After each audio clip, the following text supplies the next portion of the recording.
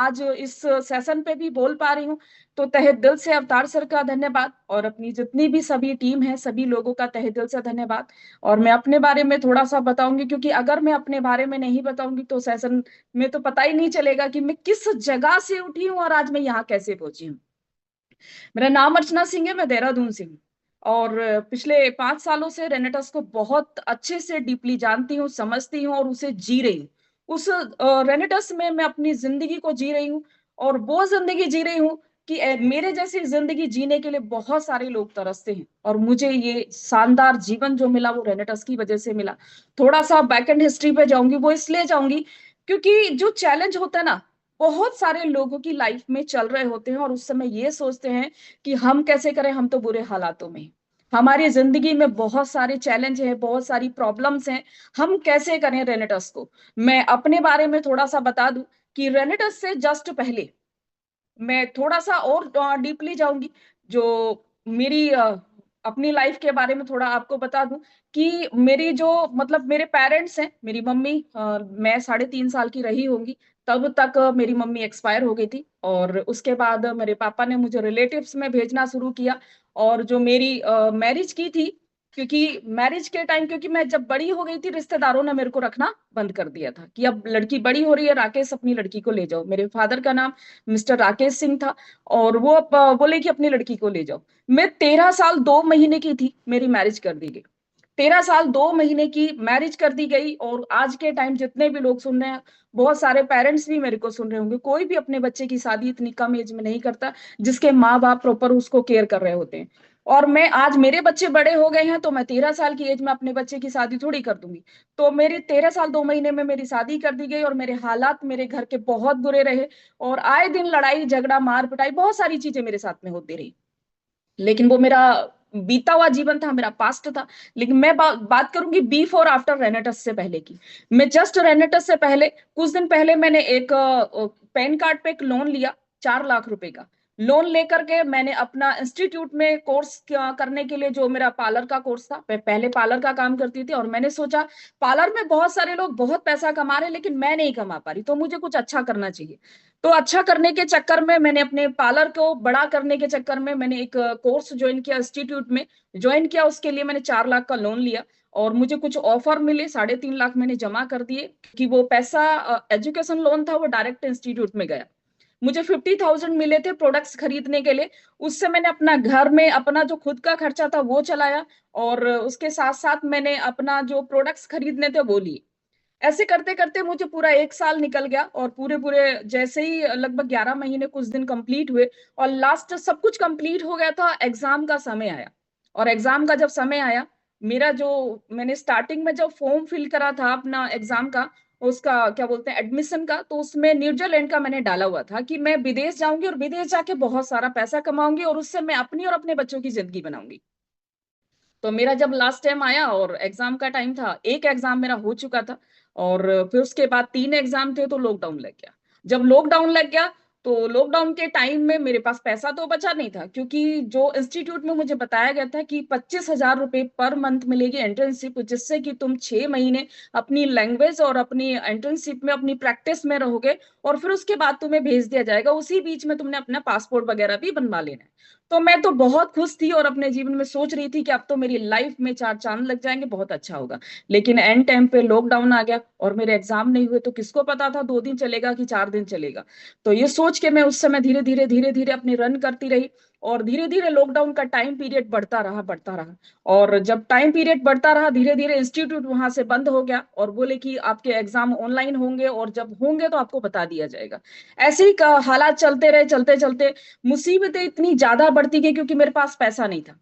हालात बहुत ज़्यादा खराब थे और पैसा नहीं था, जो मेरे पास बचा हुआ था 1 साल में उसमें निकाल चुकी थी। 20-25 हज़ार में 1 साल मैंने निकाल ही लिया था, जैसे-तैसे करके। लेकिन उस समय के टाइम पे धीरे-धीरे 1 डेढ़ महीना मेरा और वो पैसा चला खींच-तान के और फिर उसके बाद मेरे पास बिल्कुल भी खाने-पीने के लिए भी बिल्कुल कुछ भी नहीं था।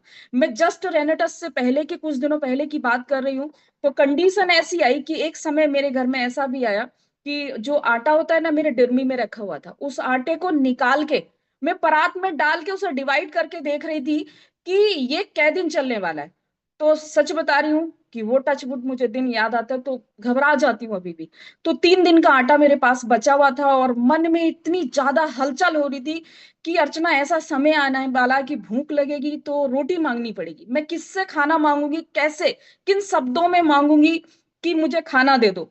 पर मैं ये सोच रही थी कि भूखी मर जाऊंगी, कमरे में कमरा बंद कर लूंगी, जब तक पानी पी के जिया जाएगा जी लूंगी, रोटी किसी से नहीं मांगूंगी। क्योंकि मुझ में टैलेंट है, मैं पार्लर का काम कर सकती हूँ, सिलाई कर सकती हूँ, और भी कई काम कर सकती हूँ, अच्छा खाना बना सकती हूँ, सब कुछ कर सकती हूँ। लेकिन गेट पे भिखारी को भीख नहीं मिल रही थी तो मुझे काम कहाँ से मिलता। इसलिए मैं बहुत घबराई हुई थी। और शाम को जो मकान मालिकिन आंटी थी वो आई और बोली मेरे से कि अर्चना, राशन कार्ड ले और तू राशन लिया। क्योंकि मैं धीरे धीरे धीरे धीरे 12 किलो वजन मेरा कम हो चुका था। 24 घंटे में एक टाइम खाना खाया करती थी मैं। एक टाइम की बात करूं तो सुबह को खाना खाती नहीं थी, पानी पी लिया और बस ऐसे ही गर्म पानी करके थोड़ा उसको पी लिया और ऐसे ही टाइम चलाया। शाम को 3 से 4 बजे के बीच में खाना खाया करती थी, सिर्फ रोटियां सेक के। और मैं रात को मुझे नींद आ जाए, ऐसे हालात मेरे रेनेटस से जस्ट पहले चल रहे थे। फिर उसके बाद मुझे काम मिला और मतलब जो मैं राशन लेके आई उससे मैंने कुछ दिन गुजारा चलाया और उसके बाद मोदी ने राशन बांटना शुरू किया। तो उसके सहारे मेरे 3-4 महीने निकल गए जैसे तैसे करके। मुझे उन्हीं दिनों फिर एक काम मिला कि मरता मरता क्या नहीं करता, मेरे साथ में वो हालात थे। तो फिर मैंने जाके घर से निकल के एक जगह देखा, एक जूस का ठेला था जो नीम के पत्तों का, करेलों का कुछ इस टाइप का वो रेंडमली बना के उसको सेल किया करता था। मैंने उससे काम मांगा, मैंने कहा मुझे तुम अपने पास काम दे दो, मैं सुबह आ जाऊंगी और पूरा काम आपका करूंगी और सिर्फ जितना पैसा देना चाहो इतना दे देना। उसने साफ साफ मेरे से मना कर दिया कि इस समय तो हालात इतने खराब चल रहे हैं, मैं क्या काम तो नहीं दे पाऊंगा, बिल्कुल क्लियरली मना कर दिया।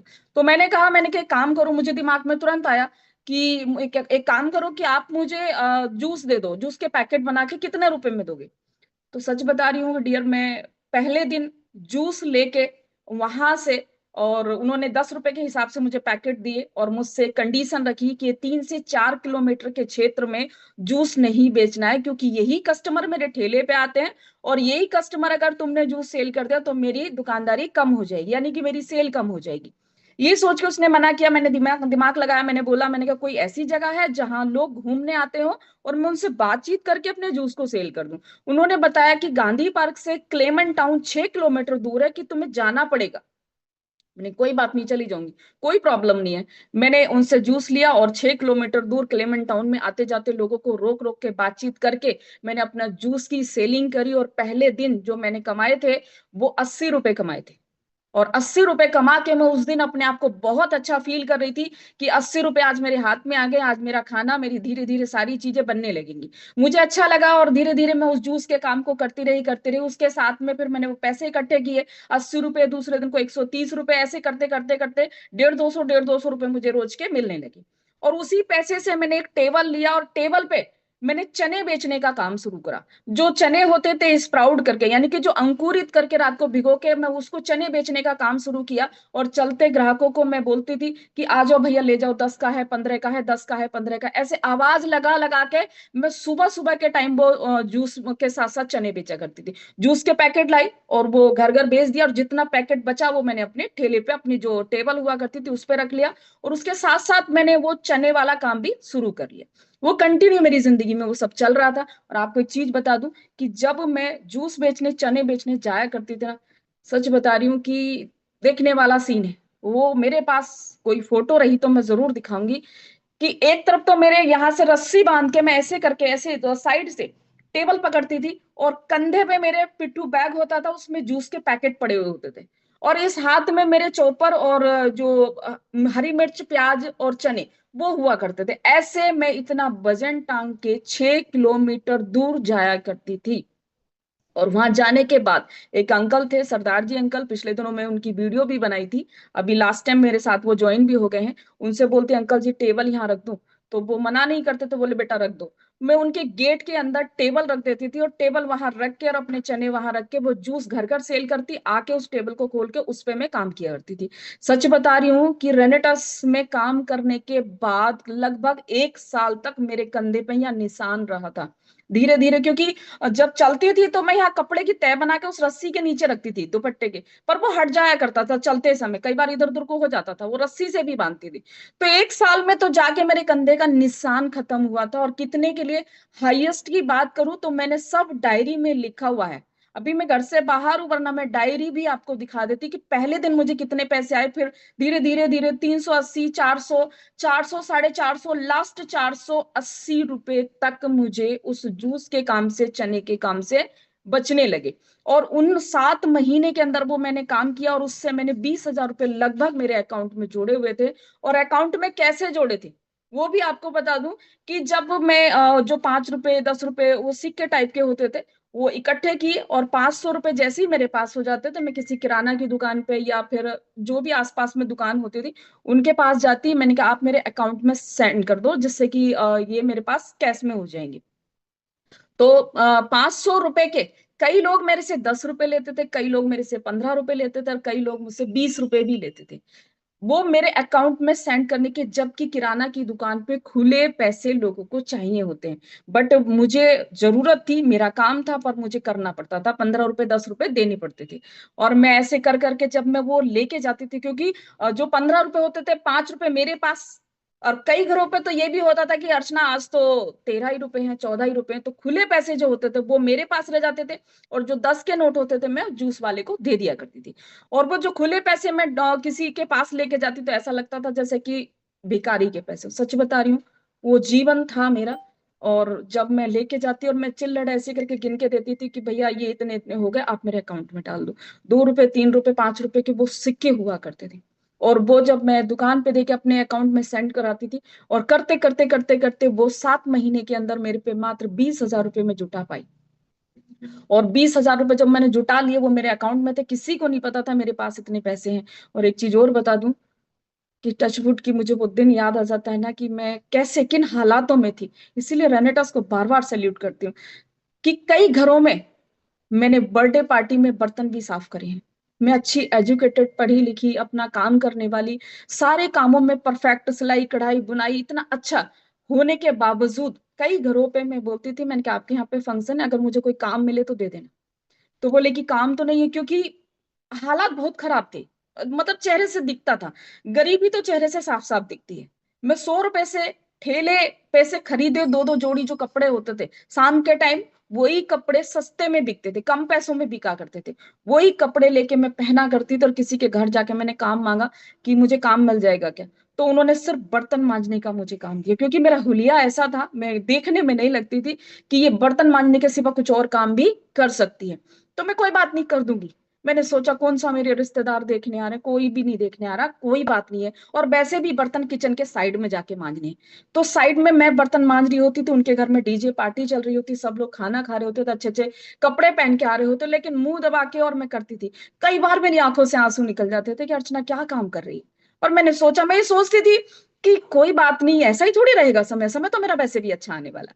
मैं जब जब अपने घर से जूस बेचने निकलती थी, और ऊपर को ऐसे देख के हमेशा एक ही बात बोलती थी, भगवान बस तू मुझे कोई अच्छा सा काम दे दे जिससे मेरा जीवन बन जाए। मैं जानती थी कि चने बेच के कभी भी मैं अपनी गाड़ी नहीं चला सकती। मैं बहुत अच्छे से जानती थी कि कभी भी अपना घर नहीं बना सकती, कि विदेशों में नहीं घूम सकती। विदेश तो दूर की बात है, मैं इंडिया नहीं देख सकती, बहुत अच्छे से जानती थी। लेकिन उस समय जरूरतों वाला काम कर रही थी, क्योंकि रैंडमली मुझे उस समय रोटी खाने की जरूरत थी, कपड़ा पहनने की जरूरत थी, एक छत भी चाहिए थी। तो इस वजह से मैं उन कामों को कर रही थी। मैं सच बता रही हूँ कि आप लोग अगर, कोई भी ऐसा पर्सन गरीबी में, हालात खराब हो, अगर मुझे सुन रहा हो, तो मैं आपको बता दूं कि मुझे रेनेटस ने बनाया है। रेनेटस में आकर के मैंने अपनी जिंदगी को बनाया है। अपने मेंटर्स की बातों को सुन के मैंने अपने आप को बनाया है। मैं आपको बता दूं कहाँ से मेरी शुरुआत हुई। उसी समय भगवान, मेरी जो दिन रात की प्रार्थना थी, अरदास थी, उसने मेरी सुनी। और मेरे साथ टच वुड मेरे जीवन में वो दिन आया कि मुझे रेनेटस मिला। और रैंडमली जब रेनेटस मिला, मुझे प्लान प्रेजेंटेशन हुआ, उस ठेले वाले के माध्यम से मुझे रेनेटस का प्लान मिला। देखो सोचने वाली बात है कि मैं भी, ये तो अच्छे से पता था, जब वो रेनेटस सामने आया तो कि ऐसा तो नहीं था देख के मुझे लगा कि एक घंटी बजी इससे मैं करोड़पति बन जाऊंगी, ऐसा कुछ नहीं था। वो प्लान ठेले वाले को दिखाया जा रहा था, उसने सिर्फ मुझे चिपकाने वाली बात सोची कि यार मैं तो करूंगा नहीं, उसको बता देता हूँ। बोला कि मेरे पास से ठेले पे से एक लड़की आती है और जूस खरीदती है, उससे बात करके देख लो, क्या पता वो कर ले, मैं तो नहीं कर पाऊंगा, मेरा तो बहुत अच्छा काम चल रहा है। तो जब मेरे पास जब वो प्लान प्रेजेंटेशन के लिए आया तो मैंने भी बोल दिया, बोले कि ये कंपनी, पहले ये बोला, मैं बोली कंपनी वाला तो काम बिल्कुल नहीं करूंगी, पहले खुद जोड़ो, दूसरों को बेवकूफ बनाओ, आगे बोलो तुम भी दो दो को बनाओ, मैंने ये शब्द बोला था, सच बता रही हूँ। और मैंने साफ साफ मना कर दिया था कि मैं ये काम नहीं करूंगी। लेकिन हुआ यूं कि बोले कि ऐसा कुछ ज्यादा वैसा वाला काम नहीं है, जोड़ने जुड़ने वाला कुछ नहीं है, समझ लेना बस, और कहीं बैठ के प्रेजेंटेशन करने की जगह नहीं है। मुझे रेनेटस का काम समझाया गया। थैंक यू समझाने वाले का, और थैंक यू उस ठेले वाले का जिसने मुझ तक रेनेटस का प्लान पहुंचाया। और रेनेटस का प्लान आया तो उस दिन मेरे सामने जब प्रेजेंटेशन हुई तो मुझे कुछ भी चीज समझ नहीं आई। ना ही मुझे पता था कि ये वही है जो मेरी जिंदगी बदलेगा, मुझे कुछ नहीं पता था। बस एक चीज समझ में आई कि रेनेटस की डिब्बी में, डीपी पे उठाने में और रिटेल में बेचने में 500 रुपए का रिटेल प्रॉफिट है, बस वो यहाँ क्लिक कर गया। थैंक यू, भगवान ने मुझे सद्बुद्धि दी, ज्ञान दिया कि तू अर्चना हाँ कर दे। वो समय ऐसा रहा कि मैंने हाँ कर दी। मैंने एक ही बात पूछी कि रेनेटस के कैप्सूल को खाने के बाद कोई मरेगा तो नहीं, मुझे ये बात बोली। तो बोले, मैंने जब ये पूछा तो उन्होंने मुझसे सिर्फ इतना कहा कि रेनेटस का पूरी डब्बी भी कोई खा जाएगा तब भी कोई नहीं मरेगा। क्योंकि कई घरों में मैंने देखा है कि कभी किसी के घर में लड़ाई हो जाती तो कोई उसको उठा के पूरा खा जाता है। तो मैंने कहा इस तरह से अगर को किसी ने खा लिया तो नाम तो मेरा ही खराब हो जाएगा, मेरे बैकएंड पे कोई संभालने वाला नहीं, पुलिस केस हो गया तो कौन देखेगा। ये सोच के मैंने उनसे सिर्फ एक ही सवाल करा, और मुझे काम करना था। मैंने 10 डिब्बी से पहले दिन ज्वाइनिंग लगा दी, और पेमेंट दे के जब मैंने ज्वाइनिंग लगाई तो ठेले वाले ने बाहर ले जाके उन पर्सन से कहा कि एक काम करो, अर्चना से पहले मेरी आईडी प्लेस कर दो। मेरे से आईडी उसने पहले प्लेस कर दी, और प्लेस करने के बाद मुझे मेरी आईडी लगवाई, मुझे मेरे पास 10 बोतल आई। और जब 10 बोतल आई तो उसमें 6 दिन का टाइम था। उस 5 दिन में जा जाके मैंने लोगों से बात कर करके मैंने 10 कस्टमर रेडी कर लिए थे। आज भी वन डे अगर उस दिन की स्टेटमेंट निकालूंगी तो एक ही पर्सन ने मुझे कैश दिया था, बाकी सब ने मुझे ऑनलाइन पेमेंट दिया था। और एक दिन में मैं, और rate rate to rate MRP पे 10 डिब्बियां सेल करके आई थी। मैं स्टेटमेंट भी निकाल सकती हूँ अगर आज भी निकालना चाहूँ तो। एक दिन में मैंने अपनी 10 डिब्बियां सेल करी, और सेल करने के बाद उस दिन मेरे जीवन का बहुत अच्छा दिन था, बहुत खुश थी। क्योंकि पिछले कई सालों से मैंने इकट्ठे 5,000 का रिटेल नहीं लिया था। मेरे जीवन में ऐसा लग रहा था कि बहुत सारी खुशियां आ गई, बहुत ज्यादा खुश थी। लेकिन दिमाग लगाया, क्या दिमाग लगाया कि एक बार को मैंने बोतल तो बेच दी, 5,000 रुपए भी आ गए, मेरी जो लगाया था पैसा वो भी आ गया। लेकिन कहीं ऐसा ना हो इसका रिजल्ट ना हो, इसके कोई साइड इफेक्ट हो। बोलना अलग होता है और रियलिटी अलग होती है। ये सोच के मैंने 15 दिन वेट किया, और 15 दिन कंटिन्यू अपने जूस बेचने का, चने बेचने का कंटिन्यू काम करती रही। 15 दिन बाद मेरे पास एक आंटी की कॉल आई, और जब कॉल आई उन्होंने बोला कि बेटा जो तुम प्रोडक्ट दे के गई थी, जो डब्बा मेरे को दे के गई थी, उन्होंने तो दवाई बोला मेरे से कि जो तुम दवाई का डब्बा दे के गई थी वो कैप्सूल और चाहिए। मैंने कहा किसको चाहिए? कि सेम प्रॉब्लम जो मुझे थी वही प्रॉब्लम मेरी बेटी को है, मुझे एक डब्बी और चाहिए। मैंने कहा आंटी उसमें पैसा एडवांस जाता है। तो बोली कि मैं तुम्हारे नंबर पे डाल रही हूँ, तो मैं एड्रेस दे रही हूँ, डब्बी वहां पहुंचा देना। मैंने कहा ठीक है, 2 से 3 दिन में आती है, एकदम नहीं मिलेगी, ये प्रोडक्ट बाहर से मंगाना पड़ता है, ऐसे बोल के। क्योंकि मेरे पास डब्बी नहीं थी, मैंने उनसे 1,500 रुपए कुछ रुपए का, 1,500 कुछ रुपए का था। तो मैंने, उन्होंने मुझे सेंड कर दिया, और सेंड करने के बाद मैंने 10 डिब्बी का और ऑर्डर लगा दिया। और धीरे धीरे धीरे धीरे पुराने रिपीट मेरे पे 4-5 ऑर्डर आ चुके थे। ऐसे ही करके मैं रोज घर से बाहर निकलती, लोगों से बात करती, प्रोडक्ट बेचती। रिटेल के चक्कर में लगातार लगातार मैं डब्बियां बेचने लगी, और मैं बहुत खुश थी। मैं ये सोच रही थी देहरादून के अंदर तो लाखों लोग हैं, मेरा तो बहुत बड़ा बिजनेस चलने वाला है। मैं सोच रही थी कि दिन भर में 2 डब्बियां 3 डब्बियां रोज की बेचना शुरू करूंगी, 30-40 हजार पर मंथ का कमाऊंगी, और मेरी जिंदगी अच्छी हो जाएगी, और उससे पैसा जोड़ के मैं फिर अपना पार्लर खोलूंगी। ये कंटिन्यू मेरे पास, मेरे जीवन में रिटेल पे काम चल रहा था। देखिए मैं कई लोग प्रोडक्ट यूज करने के बाद रेनेटस में आते हैं कि हमारा रिजल्ट आया और हम रेनेटस में आए। मैं पैसे की बहुत ज्यादा गरीब थी, हालात खराब थे, मैं पैसे से परेशान थी, इसीलिए मैं रेनेटस में आई थी। मैंने डब्बियां बेची, और ऐसे ही सब कुछ चलता रहा। एक समय बाद जब मैं लगातार डब्बियां बेच रही तो मुझे एक ग्रुप में जोड़ दिया गया, जब व्हाट्सएप ग्रुप में मुझे जोड़ दिया गया तो उस ग्रुप में चेक आए कि इतने रुपए का चेक, इतने रुपए का चेक, इतने रुपए का चेक। मैं बोली, मैंने कहा इतने रुपए का चेक ये कहाँ से आता है? मैंने अपने सीनियर्स को पूछा कि ये चेक कहाँ से आता है आपको, कि मुझे तो डब्बी बेचती हूँ तो कहीं से कोई पेमेंट नहीं आती है, और इकट्ठी मेरे से कोई डब्बी नहीं लेता, इतनी सारी डब्बी तो कोई लेगा ही नहीं जिससे मुझे चेक दे दे। तो मुझे बताया गया कि मैं आता हूँ और आपको बताता हूँ चेक आते कैसे हैं। तो मुझे मिलवाया गया उस दिन अवतार सर से। अवतार सर को मेरे पास लाया गया और मेरे साथ बैठ के अवतार सर ने मेरा विजन क्लियर कहा, मुझसे कहा कि ये जो पैसा आता है इस तरह से आता है। मुझे डायरेक्ट सेलिंग का, नेटवर्किंग का प्लान समझाया कि इस तरह से लोगों को हम यहाँ प्रेजेंटेशन करते हैं, और प्रेजेंटेशन करने के बाद उन्हें अपना एसोसिएट बनाते, फिर उसके बाद में उन लोगों के माध्यम से इस तरह से पैसा आता है। मुझे पूरा अपना डायरेक्ट सेलिंग का, अपना रेनेटस का प्लान प्रेजेंटेशन हुआ। तो फिर मैंने पूछा कि इसको मैं सीखूंगी कैसे, ये मुझे करना है। तो मुझे बताया, पेपर पे लिख के दिया, एक जगह लिख के दिया और 21 जगह वहां को वो डाल दिया, 1 2 3 4 5 ऐसे करके, कि तुमने इसका कॉपी करना है। अब आप बात आ रही है कि मैं जो थी मैं बता चुकी हूँ। अभी मैं जो जैसे जैसे मैंने रेनेटस में अपने काम को उठाया, मैं अब वो बता रही हूँ। तो मुझे 21 जगह के लिए बोला, और मैंने रात को, शाम को 4 बजे की बात थी, लगभग 4 बज रहे थे, और मुझे जब वो प्लान लिख के दिया रात को 1 बजे तक, वो मैंने 21 जगह लिख के उस पर प्रैक्टिस कर ली। फिर मैंने दूसरे दिन को फोन किया, मैं तो प्लान, मैंने कहा मेरे को तो लिखना आ गया, बहुत अच्छे से समझ गई मैं तो। बोले अब ठीक है, जाके लोगों को बताओ। मैंने कहा लिखना और बोलना उसमें बहुत बड़ा डिफरेंट है।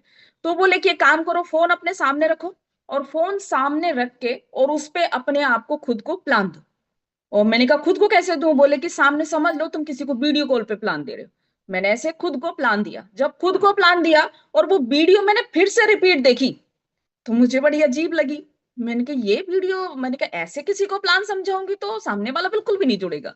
फिर मैंने प्रैक्टिस करी, फिर लगातार लगातार, जब मुझे खुद का प्लान अच्छा लगा, तो फिर मैंने कहा ठीक है, ये प्लान हो गया। तो उस समय एक ब्रॉडकास्ट का सिस्टम चल रहा था, तो मैंने सर लोगों को बोला कि सब लोग कह रहे हैं ब्रॉडकास्ट से रिजल्ट आते हैं और वहां से अच्छे प्रोडक्ट सेलिंग हो जाता, आप मुझे बताओ ब्रॉडकास्ट कैसे बनेगा। मुझे ब्रॉडकास्ट का भी नहीं पता था। तो मैंने अचानक, सर बैठे हुए थे, मैंने फोन उठाया, मैंने कहा सर लो मेरा फोन और मेरे फोन में ब्रॉडकास्ट बना दो। वो उन्होंने लिया और व्हाट्सअप खोला और बोले कि ठीक है, बना देता हूँ। और व्हाट्सअप खोल के हंसने लगे। मैंने कहा सर हंसो मत, बना दो, और इसमें 3 4 नंबर ऐसे हैं कि उनको ऐड मत करना, दो मेरे बच्चों के हैं और एक दो लोग ऐसे, उन्हें ऐड मत करना। तो वो और तेज हंसे। मैंने कहा सर हंस क्यों रहे हो? बोले तुम्हारे फोन में मात्र 18 नंबर हैं। आप लोगों को बता दूं कि देखिए, 18 नंबर, 18 नंबर मेरे फोन में थे जो सेव किए हुए थे। मैं जहां जूस और चने बेचती थी, मैं जानबूझ के नंबर सेव नहीं करती थी किसी का भी, कि मुझे किसी का कॉल आएगा। उठाया, कॉलिंग करा, अगर फोन आ गया, किसी ने नंबर ले लिया, तब मैं किसी दूसरे नंबर का फोन नंबर देती थी, जो मैं बिल्कुल साइड रखती थी। मतलब मेरे पास 2 सिम थे, आज भी हैं। तो मैं उसको नंबर देती थी कि इस पे उठाऊंगी नहीं, मैं सोचती मैं अकेले रहती, पता नहीं कोई मेरे साथ बदतमीजी ना करने लग जाए, इस चक्कर में किसी को नंबर नहीं देती थी। मेरे फोन में मात्र 18 नंबर थे। तो सबसे पहला चैलेंज, सबसे पहले बोले कि इसमें जो ब्रॉडकास्ट बनती है वो 250 लोगों की बनती है, और जो तुम प्रोस्पेक्टिंग करोगे, जाके लोगों को प्लान समझाओगे, तो वो भी तुम्हारे कॉन्टेक्ट में होने चाहिए। तो सबसे पहले मुझे बताया गया कि जाओ, ये फोन नंबर सामने वाले के फोन में सेव होगा और तुम्हारे फोन में सेव होगा, तुम्हारी ब्रॉडकास्ट लिस्ट तभी उसके पास पहुंचेगी। मैंने कहा अच्छा ऐसा भी है क्या? ऐसा सोच करके मैं निकल गई। पर डे का मैं लोगों से मिलती, बातचीत करती, और करने के बाद पूरा समझा के मैं उनके फोन में अपना नंबर सेव करती और उनका नंबर अपने पास लेके आती। ऐसे करते करते 10 12 दिन के अंदर मैंने 250 नंबर इकट्ठे कर लिए। और इकट्ठे कर लिए, मैंने बोली ठीक है, मेरा ब्रॉडकास्ट अब बन जाएगा, और 250 नंबर हो गए। बोले वही नंबर डायरी पे उतार लो। मैंने वो नंबर डायरी पे उतार लिए कि इनको ब्रॉडकास्ट भी करो और उनको 1 बाय 1 करके जाके 5 लोगों को प्लान दिखाना शुरू करो। मैंने कहा अब इनसे कांटेक्ट कैसे करूं?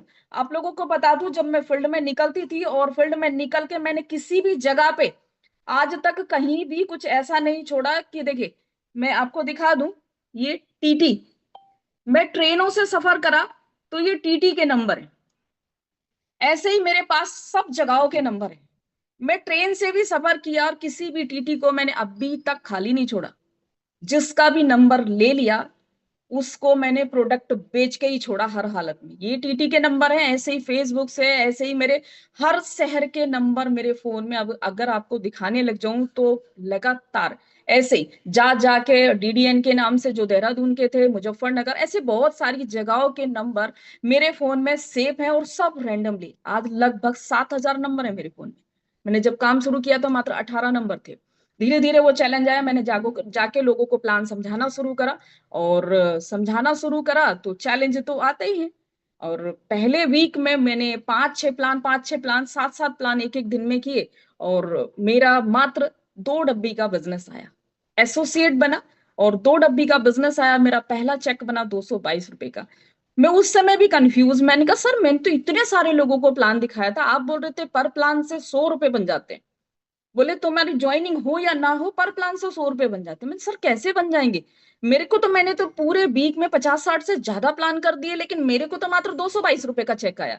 क्योंकि मैं बिल्कुल नहीं जानती थी, मुझे ये बताया कि तुम इस बात पे विचार मत करो कि पैसा कैसे आएगा, तुम तो प्लान दिखाना शुरू कर दो। तो 222 रुपए का चेक आया, और फिर मुझे लगा मैं 222 रुपए में क्या हो जाएगा।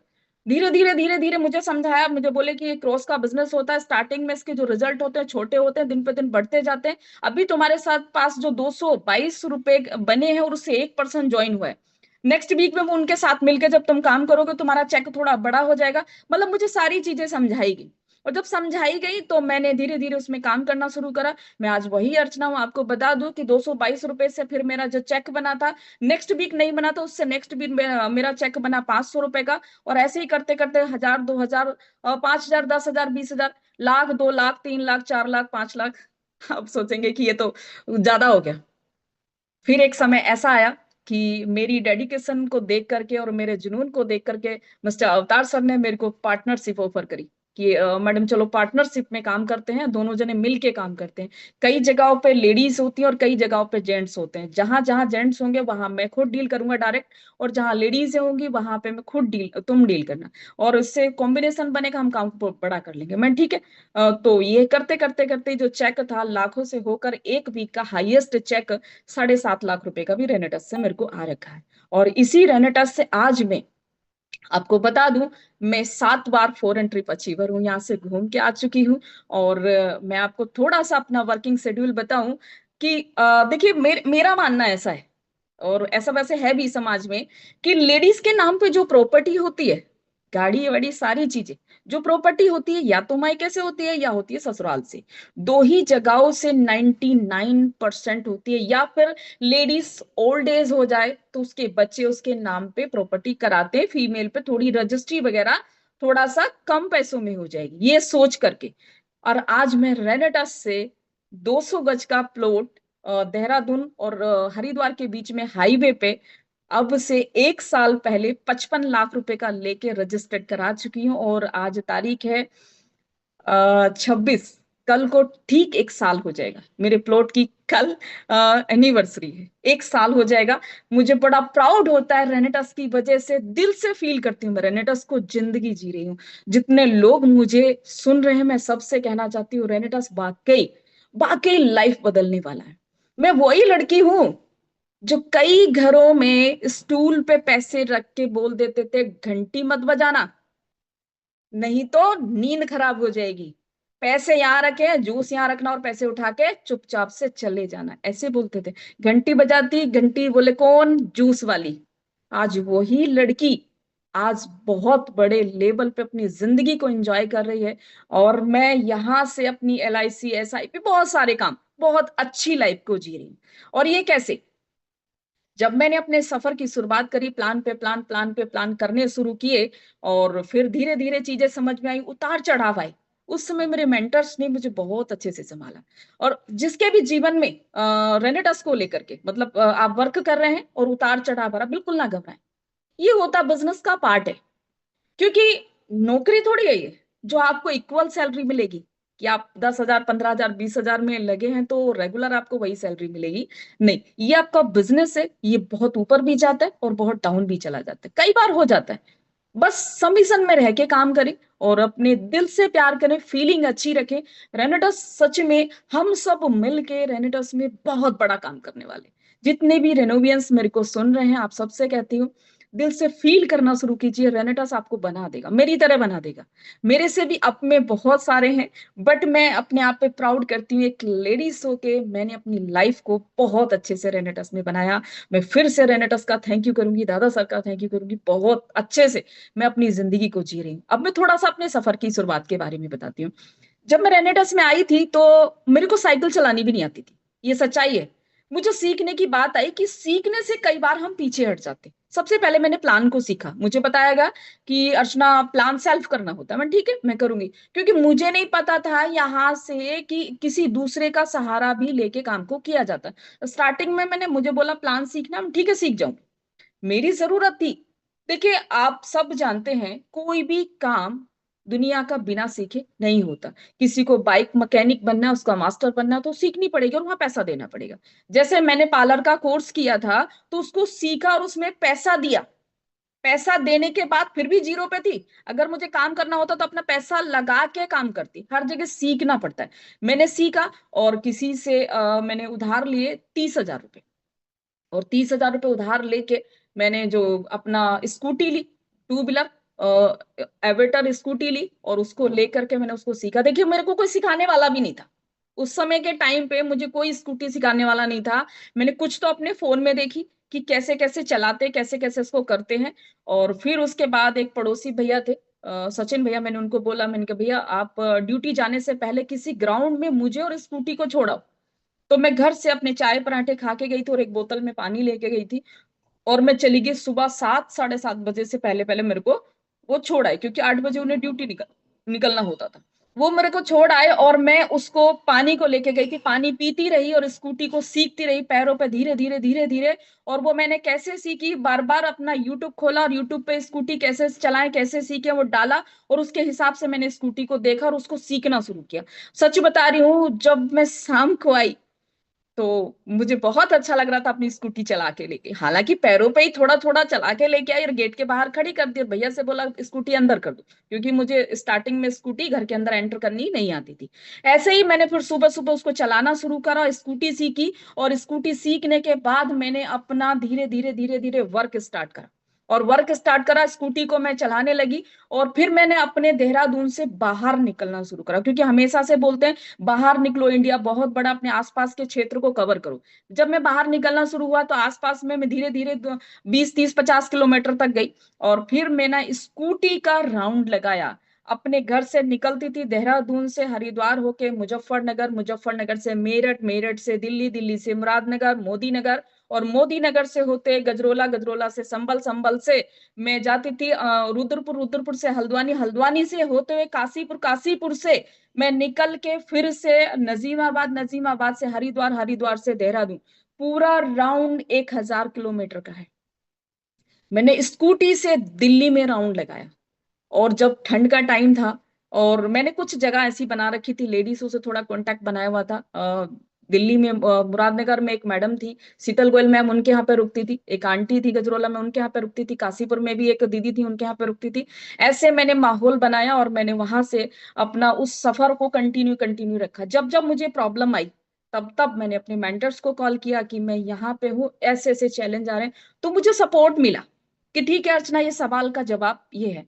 मैं जब जब कोई बात आती थी अवतार सर को कॉल कर लेती थी कि मुझे ऐसे ऐसे बोल रहे हैं, क्या करूं इसके बारे में, क्योंकि मैं सीखने पे फोकस डालती थी। और मैंने अपनी स्कूटी को इतना चलाया, इतना चलाया, 11 महीने 20 दिन में हमारी यहाँ से फर्स्ट कार वैगनार आ गई।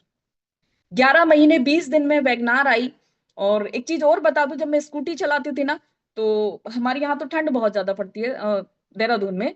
तो ऐसे करके डबल ग्लव्स पहनती थी, और उस पे यहाँ सब में ठंडा हो जाता था। चश्मा नहीं लगा पाती थी क्योंकि बर्फ पड़ती थी और यहाँ सारे में बर्फ पड़ जाती। हाथ थोड़ी देर अकड़ जाते थे, और क्योंकि खुलते नहीं थे, ठंड बहुत ज्यादा होती थी। ऐसी कंडीशनों में मैंने लगातार काम किया, लगातार काम किया। ये जो, और देखो चैलेंज, हम बाकी के कामों में भी तो काम करना पड़ता है। ऐसा कौन सा काम है बिना मेहनत करे आपको पैसा दे देगा। फिर उसको सीख करके मैंने उसके बाद वैगनार आई और वैगनार को सीखा, कार चलानी सीखी, कार चला के फिर अपने उससे रनिंग करी। और उससे फिर हमारी दूसरी गाड़ी जो आई, वो आई हमारी क्या बोलते हैं, ओरा, ओरा से उसको बढ़िया से चलाया, बढ़िया से काम को बिल्ड किया। और उसके बाद हमारी गाड़ी आई स्कॉर्पियो, वो 1 तारीख को ली है। आप लोगों को बता दूं कि अभी मैं हूं अहमदाबाद में, और मैं लास्ट 30 तारीख को घर से निकली थी, और 30 तारीख को निकल के मैंने उस समय के टाइम पे अपना पूरा राउंड लगाया, सूरत, अंकलेश्वर, अंकलेश्वर से अपना इधर राजकोट वगैरह गई, कुछ जगहों पे मैंने मीटिंग लगाई, 2 दिन पहले, 2 दिन बाद में मैंने फॉलोअप वगैरह करे। और उसके बाद मैं अपना वापस बाय फ्लाइट गई थी, बाय फ्लाइट में वापस आई, और आने के बाद मैंने अपने घर पे गई। और घर पे जाने के बाद 2 नाइट स्टे करा बस।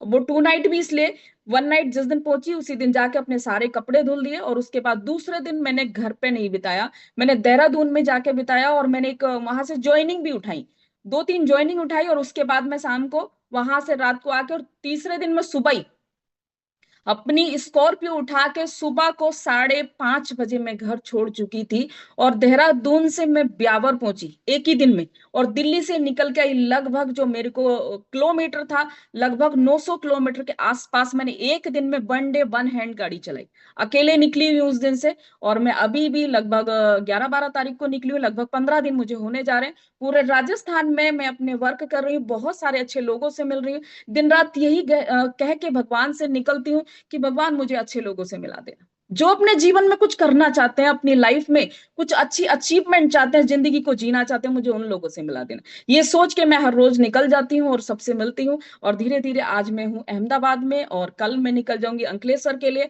परसों मेरी वहां पे मीटिंग है। और अभी आगे मैं जो जाऊंगी अपने घर पे, वो 12 तारीख को जाऊंगी। अभी मेरा शेड्यूल बिजी है बिल्कुल। मैं होटल में ही कई बार अपने कपड़े धुल लेती हूँ, क्योंकि जाने का तो टाइम ही नहीं है। और मैं 30 दिन में 2 दिन 3 दिन ऐसे अपने घर पे जाती हूँ, क्योंकि मेरे सपने बहुत बड़े कर दिए रेनेटस ने। मैं सबको देख करके, यहाँ सपने इतने बड़े हो गए हैं सच में। मैं आने वाले टाइम में आपको, आज तो मैं मल्टी करोड़पति हूँ, आने वाले टाइम में मैं एक दिन ऐसा भी आएगा कि अपने आप को अरबपति का टैग भी लगाऊंगी। क्योंकि रेनेटस वो फीलिंग है जो सच में जीवन बनाता है। और मेरा जीवन बनाया है, मैं क्या थी आज मैं क्या हूं, आप सब देख रहे हैं मैं क्या हूं, आप सब बन सकते हैं। हम सब रेनेटस के साथ हैं। रेनेटस में हमने मिलके बहुत बड़ा काम करना है। आप हर किसी फीमेल से मैं कहना चाहती हूँ, आपके अंदर में हो, आप कर सकते हैं। क्योंकि लेडीज में जो सेंस होता है ना, बहुत ज्यादा होता है, बस आप अपने सेंस का थोड़ा सा यूज करना शुरू कीजिए। लेडीज घर ही संभालना नहीं जाती है, जानती है, वो सब कुछ जानती है, बहुत बड़ा काम कर सकती है, क्योंकि मैं भी लेडीज हूँ। और बात आती है कि एक लेडीज वाला, मैंने इफ बट अपने किसी भी सीनियर्स के सामने कभी नहीं लगाया। मुझसे बोला गया अर्चना तुझे ये काम करना है, ठीक है सर, हो जाएगा sir, yes sir, okay sir, इसके सिवा मैंने कभी कुछ नहीं बोला, क्योंकि मुझे पता है मेरे सपने बड़े हैं। देखिए, जीवन में हर काम में हम मेहनत करते हैं, और मेहनत करके जरूरतें पूरी होती हैं, कभी सपने पूरे नहीं होते हर काम से। मैं अपने घर की बात कर रही हूँ, मैं अपने जीवन की बात कर रही हूँ, अपने मायके, अपने ससुराल, अपने जानने वालों की बात कर रही हूँ। हर जगह बंदा मेहनत करता है, उस मेहनत से जरूरतें पूरी होती है, सपने पूरे कभी भी नहीं होते हैं।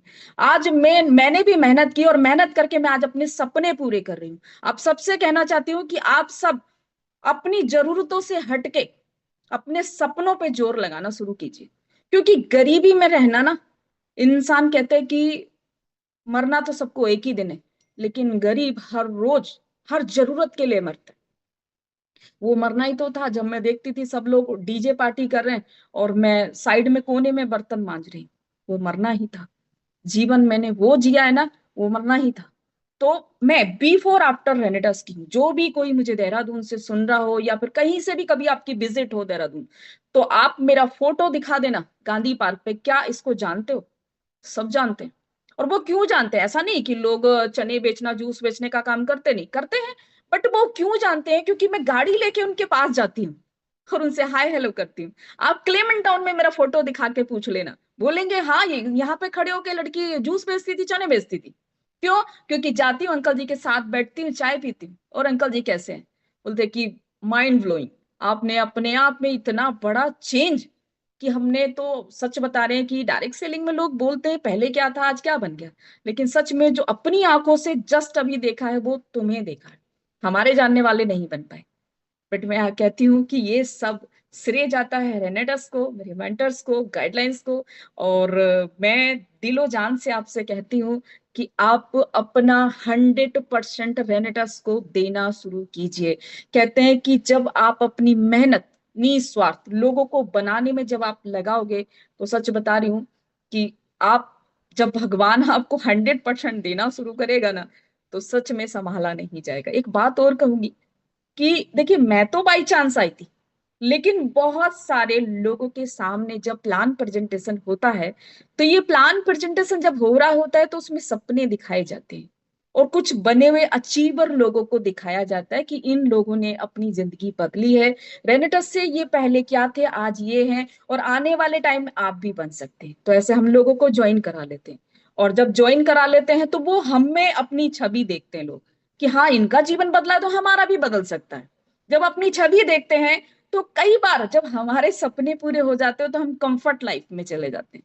जब हमें पैसा आने लग जाता है, तो कंफर्ट लाइफ में चले जाते हैं। उस कंफर्ट को तोड़ना है। जिसको भी आप ज्वाइन करा रहे हो, उसे सपना दिखा के ज्वाइन करा रहे हो, उसका हाथ मत छोड़ो। और मैं कुछ लोगों से कहूंगी कि अगर आपका सीनियर हाथ पकड़ ले, तो विक्रम बेताल की तरह कंधे पे भी मत बैठो, अपने करने के काम करते रहो।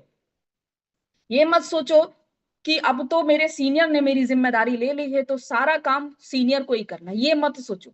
आप अपने करने के काम कीजिए। मैंने भी तो अपने करने के काम किए। आज देखिए, बहुत सारे लोग अपने करने के काम कर रहे हैं। अपने करने के काम करते रहिए। जहां जिस जगह आपको अपने सीनियर से सपोर्ट चाहिए, सपोर्ट ले लीजिए, लेकिन खुद के करने के काम को कंटिन्यू करना चाहिए। और मैं सबसे कहती हूँ, जितने लोग मुझे सुन रहे हैं, अगर नए लोग भी हैं, तो आप अपना 100% रनेट उसको दीजिए। प्लान को सीखिए, प्रोस्पेक्टिंग सीखिए, लगातार घर से निकलिए, फील्ड में जाइए। एक चीज और बोलूंगी, और ये मोस्ट इंपॉर्टेंट है, कि जब हम किसी जगह जॉब करने जाते हैं ना, जैसे कि एग्जाम्पल, आप किसी फैक्ट्रीज में या कहीं भी किसी भी जगह जॉब करने जाते हैं, तो करेक्ट वहां का 8 बजे का टाइम है। एग्जाम्पल दे रही हूँ कि 8 बजे का वहां टाइम है, और 8 बजे आपको करेक्ट पहुंचना है। तो क्या उसके लिए आपको कभी कंपनी मालिक या फैक्ट्री मालिक का कॉल आता है कि आपको 8 बजे पहुंचना है रोज? यहाँ तो जून पे हम लोगों को कॉल भी करते हैं कि जून शुरू हो गया, आ जाइए। वहां दिमाग में, माइंड में सेट होता है कि ठीक 8 बजे जाके फिंगर प्रेस करनी है, और नौकरी पे जाना है, नौकरी करके वहां से पैसा आएगा, मेरा घर चलेगा। यहाँ तो सपने पूरे होने का बिजनेस है। आप अपने कंटिन्यू जून पे आइए, और जून से समझ के सीख के अपने काम को करना शुरू कीजिए। आपका जीवन बदल जाएगा। मैं ऐसा मानती हूँ। प्रोडक्ट लाजवाब है, 100% नहीं, 1000%। प्रोडक्ट बहुत अच्छा है। अब देखिए, ये तो सब चीज जो बताई मैंने, वर्जन 2 की बताई है। रेनिटस का वर्जन 2 था। अभी तो रेनिटस का फेस वर्जन 2, सॉरी, वर्जन 1 की बताई है। अभी तो रेनिटस का वर्जन 2 शुरू हुआ है। और शुरू हुआ है, आप देख रहे हैं कि हमारे 12 लेवल लॉन्च हुए। पहला लेवल हमारा स्टार है, सुपर स्टार है, फिर सिल्वर है, फिर गोल्ड है, और फिर उसके बाद प्लेटिनम है, एमराल्ड है, और सफायर है, रूबी है, फिर डायमंड है, फिर blue diamond, royal diamond, crowd diamond. ऐसे करके ये यहाँ तक पहुंचते पहुंचते, सोचिए इतना पैसा आने वाला। मेरे को बहुत अच्छी फीलिंग आती है, लेवल का नाम लेके ही फीलिंग आती है। इतना बड़ा पैसा आने वाला। क्या क्या कुछ करेंगे कि जब पैसा आएगा, कितना खरीदेंगे, कितना गोल्ड खरीदेंगे, कितने घर बनाएंगे, कितनी गाड़ियां लेंगे, क्या क्या करेंगे। बहुत पैसा आने वाला। पर उसके लिए मेहनत कंटिन्यू। आपको एक छोटा सा एक वो दिखाना चाहती हूँ। मैं रेनेटस को कैसे लेती हूँ। ये लिखा हुआ है, और मैं इसमें पढ़ के सुना देती हूँ क्या लिखा हुआ है।